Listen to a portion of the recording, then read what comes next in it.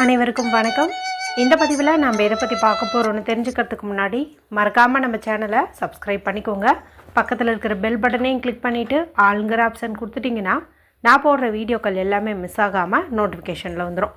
இந்த பதிவு மிக மிக முக்கியமான பதிவு, அனைவரும் தெரிந்து கொள்ள வேண்டிய ஒரு பதிவு அப்படின்னே சொல்லலாம்.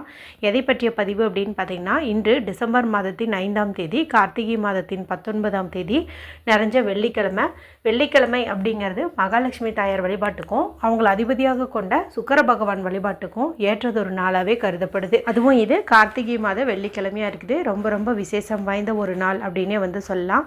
நம்மக்கிட்ட பணம் சேரவே மாட்டேங்குது, எப்போ பார்த்தாலும் வீண் விரைய செலவுகள் வருது, யாரையாவது நம்பி பணம் கொடுத்தோம் அப்படிங்கும்போது அவங்க திரும்ப தராமல் ஏமாற்றிட்டே போகிறாங்க, வீட்டில் ஒன்று மாற்றி ஒன்று பிரச்சனைகள் வந்துக்கிட்டே இருக்குது, ஒரு நிம்மதியே இல்லை, ஏதாவது ஒரு முன்னேற்றம் வர மாதிரி தெரியுது, சரி நம்ம வாழ்க்கையில் அடுத்த கட்டத்துக்கு போயிடுவோன்னு நினைக்கும்போது அது நடக்கிறது கிடையாது, அது அப்படியே ஃப்ளாப் ஆயிடுது, ஒரே விரக்தியாக இருக்குது வாழ்க்கையே, வீடே ஒரு மாதிரி சூனியம் பிடிச்ச மாதிரி இருக்குது அப்படிங்கிற மாதிரிலாம் நீங்கள் ரியலைஸ் பண்ணீங்க அப்படிங்கும்போது கண்டிப்பாக இந்த ஒரு பரிகாரத்தை இந்த வெள்ளிக்கிழமை நாளில் நீங்கள் செஞ்சு பாருங்கள். கண்டிப்பாக அற்புதமான பலன்கள் உங்களுக்கு கிடைக்கும்.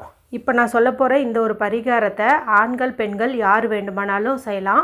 பெண்கள் இது பீரியட்ஸ் டைமில் செய்யலாமா அப்படின்னு கேட்டால் நீங்கள் பூஜை அறைக்கு போக முடியாது, மற்றபடி மற்ற ரூம்களில் நான் சொல்லக்கூடிய இந்த பரிகாரத்தை நீங்கள் செய்யலாம். அடுத்து நீங்கள் தொழில் செய்கிறீங்க அப்படிங்கும்போது நீங்கள் வீட்லேயே ஏதாவது தையல் மிஷின் வச்சு தைச்சிட்ருக்கிறீங்க, இல்லை வேறு ஏதாவது மாவெல்லாம் அரைச்சி கொடுத்து பிஸ்னஸ் பண்ணுறீங்க அப்படின்னாலும் அங்கேயும் நீங்கள் இந்த ஒரு பரிகாரத்தை செஞ்சுறீங்க அப்படிங்கும்போது கண்டிப்பாக தொழில் நல்ல முன்னேற்றம் அடையிறத பார்ப்பீங்க. இதுக்கு நமக்கு தேவையானது என்ன அப்படின்னு பார்த்திங்கன்னா, ஒரு கற்பூரவள்ளி இலை தான் தேவைப்படுது. ஒன்று கிடச்சிச்சு அப்படின்னா கூட போதும். இந்த கற்பூரவள்ளி இலை அப்படிங்கிறது மகாலட்சுமி தாயாரின் அம்சமாகவே பார்க்கப்படுது. இந்த செடி நம்மளுடைய வீட்டுக்கு முன்னாடி இருந்தது அப்படின்னாவே துஷ்ட சக்திகள் நெருங்காது, பணவரவில் தடைகள் நீங்கும் அப்படின்னு சொல்லுவாங்க. இந்த செடி வளர்கிறதே ரொம்ப சிறப்புன்னு சொல்லுவாங்க. அப்படிப்பட்ட மகத்துவம் மிகுந்த மருத்துவ குணம் நிறைந்த இந்த கற்பூரவள்ளி இலை உங்களுக்கு ஒரு 1 or 2 உங்களுக்கு எப்படி கிடைக்குமோ அதுக்கு தகுந்த மாதிரி நீங்கள் பார்த்து எடுத்து நான் சொல்லக்கூடிய இந்த ஒரு பரிகாரத்தை செஞ்சுருங்க. பொதுவாக வெள்ளிக்கிழமை நாள் அப்படின்னா சாம்பிராணி தூபம் போடுறது நல்லது. செவ்வாய் வெள்ளி 2 நாளும் போடணும். அப்படி 2 நாள் போட முடியாதவங்க வெள்ளிக்கிழமை நாள் அவசியம் போடுங்க. ஏன்னா வெள்ளிக்கிழமை மகாலட்சுமி தாயார் நம்ம வீடு தேடி வருவாங்க. அந்த நாளில் நல்லா கமன்னு மணக்கிற மாதிரி நம்ம வீட்டை வச்சுருந்தோம் அப்படிங்கும்போது வர மகாலட்சுமி தாயார் நிரந்தரமாக நம்ம வீட்டிலே தங்குவாங்கன்னு சொல்லுவாங்க.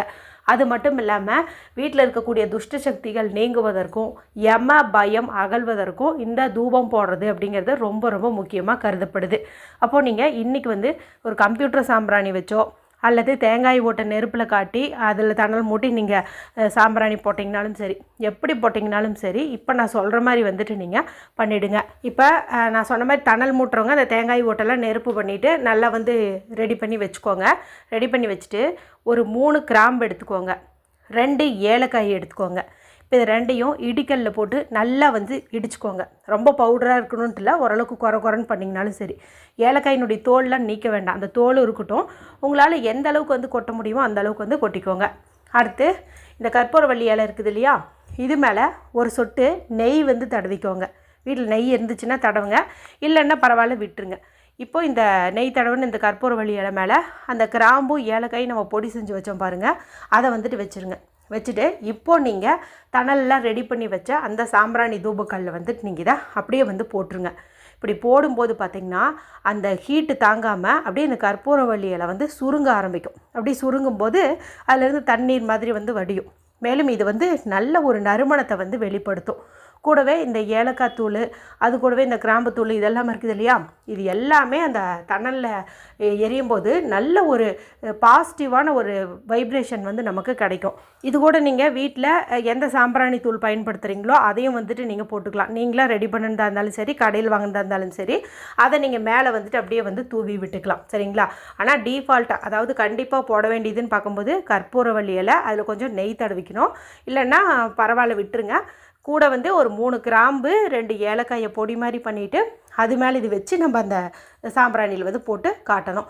இப்போது கம்ப்யூட்டர் சாம்பிராணி வச்சுருக்கிறீங்க அப்படிங்கும்போது அதுக்குள்ளாரையே சாம்பிராணி தூள்லாம் ஃபில் பண்ணி வச்சுருப்பாங்க. நீங்கள் என்ன பண்ணுறீங்கன்னா கற்பூரத்தை வச்சு ஏற்றி விட்ருங்க. இப்படி எரியும் போது பார்த்திங்கன்னா அந்த கீழே இருக்கிற சாம்பிராணியும் எரிய ஆரம்பிச்சிடும்.